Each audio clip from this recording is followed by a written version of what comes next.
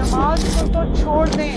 And she says کہ میری امی کہتی ہیں کہ اگر آپ کی نیل پالش لگی بھی آپ کی نماز نہیں ہوئی. میں کہا اللہ یہ اتنے فالتو بیٹھے ہیں کہ وہ یہ دیکھ رہے ہیں تمہارے 5 یعنی اس خربوں کی یونیورس میں ایڈا بنا بیٹھا ہے اللہ. اور اسی کے پاس غیب کی کنجیاں ہیں جن کو اس کے سوا کوئی نہیں جانتا، اور اسے جنگلوں اور دریاؤں کی سب چیزوں کا علم ہے، اور کوئی پتا نہیں جھڑتا مگر وہ اس کو جانتا ہے، اور زمین کے اندھیروں میں کوئی دانہ اور کوئی ہری یا سوکھی چیز نہیں ہے مگر کتاب روشن میں لکھی ہوئی ہے.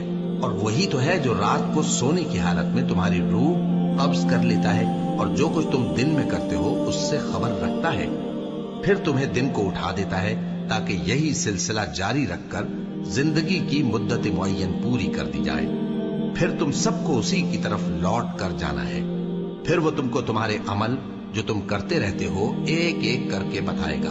اور ہم نے تمہارے اوپر کی جانب 7 آسمان پیدا کیے، اور ہم خلقت سے غافل نہیں ہیں.